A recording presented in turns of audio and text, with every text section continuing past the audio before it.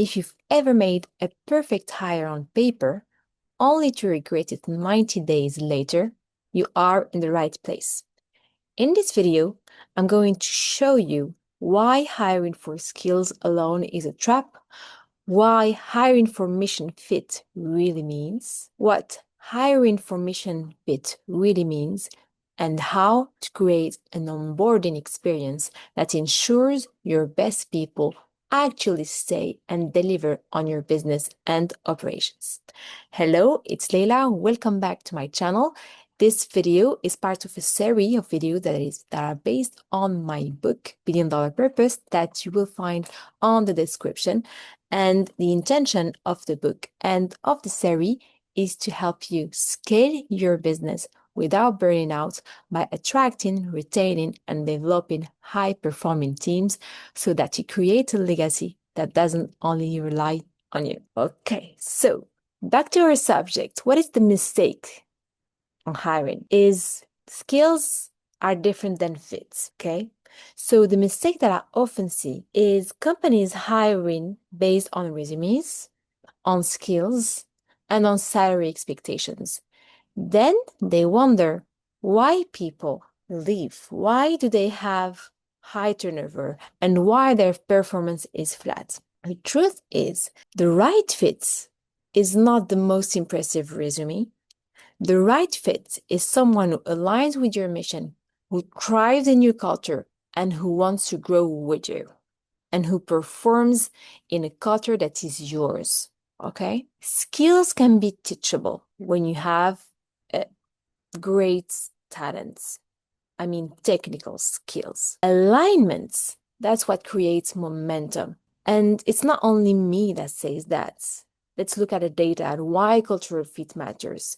So when you look at the numbers, companies that prioritize culture and mission outperform their competitors by 22% in profitability, just based on culture and mission. 72% of candidates say that they consider culture before accepting job. 72%. It's a lot. So what does it mean for your business? It means that people who join you for your why stay longer and perform better. People who come from money go for money. Let's take a beautiful example, case study, that is Salesforce. Salesforce, they do this very beautifully. Yes, they pay well, but what really drives retention is the alignment between personal and company values. They have a model that they call the 1-1-1 model.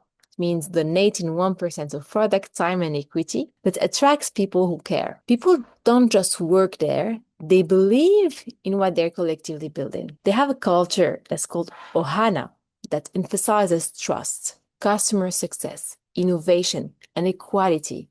This fosters an environment where employees are empowered to excel and become brand advocates. Okay, yes, but Leila, I have a business. Let's talk about the numbers. Yes, of course, because this has a huge impact on the numbers. The revenue growth accelerated with annual revenues increasing from 1.65 billion in 2010 to 34.86 billion in 2024. Their market capitalization expanded significantly, growing from $17.34 billion in 2010 to over 310 billion by February 2025.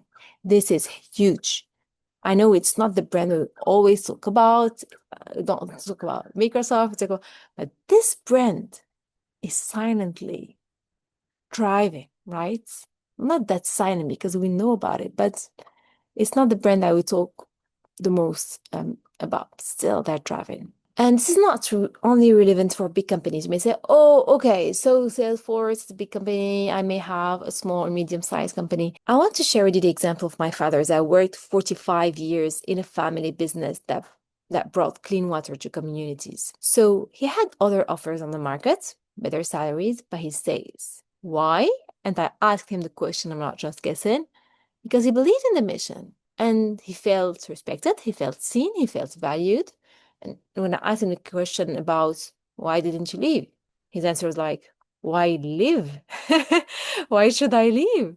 So this is what real loyalty looks like. And you can build that too for your business. And here I want to emphasize on one key point, which is onboarding, because first impressions matter. Hiring the right person is only half the battle. If onboarding is weak, even your best hires can fail. Think of onboarding as the honeymoon phase. This is where you build trust or you lose trust. Chaotic start kills momentum. If they see your brand from the outside and they believe in something and they come, it's completely disconnected from what they believed, you have killed momentum. But if they see something on the outside and they come in and it's even stronger, then wow, oh my God, they will, of course, they will stay because they were attracted to that. And it's even stronger than what you have shown outward. So a strong, structured welcome builds momentum and builds commitment. I want to talk about the risks also when you hire from big corporations. And if we talk about senior hires from large companies, because I had clients that experienced that they were scaling and at some point they wanted to hire someone very experienced in that field to be a director of a business unit, and they go and look for them at big corporations. Let's pause a moment. Those people have great credentials. What's important to have in mind is that they also bring habits from structured environments. If they don't adapt to your agile, fast-paced culture, you have friction. And this is why it's important to be transparent during the hiring process on your own culture and to customize your onboarding for culture integration, not just technical ramp up. Oh, he's very good at this technical stuff, we will bring him and it will work. Not specially. If you don't work on this cultural integration, it may not work as well as you want it to. And there is a solution that can help you with that, is to affect a body and a mentor. And this is a system that is quite simple, that works, and that's worked also for me when I used to work for a strategy consulting firm. We had this and I found it really insightful, so I'm going to share that with you. What is a body? What is a mentor? A body is someone to help you with daily operations. A mentor is someone to connect you to your bigger mission. So look at this new hire. He has a body, he has a mentor, has someone who help him with daily operations, and he has someone to connect him to the bigger mission. This humanizes the process. It builds connection, and it ensures your new hire feels seen and not just processed. People rarely leave companies where they feel valued from day one, and it has a lasting impact on them. So, to implement today's insight, I prepared a mission fit checklist that can help you recruit the right fit that you can find in this description. And once you've hired the right people and designed a culture where they can thrive, then the next challenge is you. Because scaling your companies isn't just about adding talents, but evolving as a leader to give the space for the talent to thrive. In the next episode, I'll show you how to scale yourself, how to shift your mindset as you're scaling, evolve your role so that you can lead without burnout. We'll talk about how to stop being the bottleneck of your business, how to step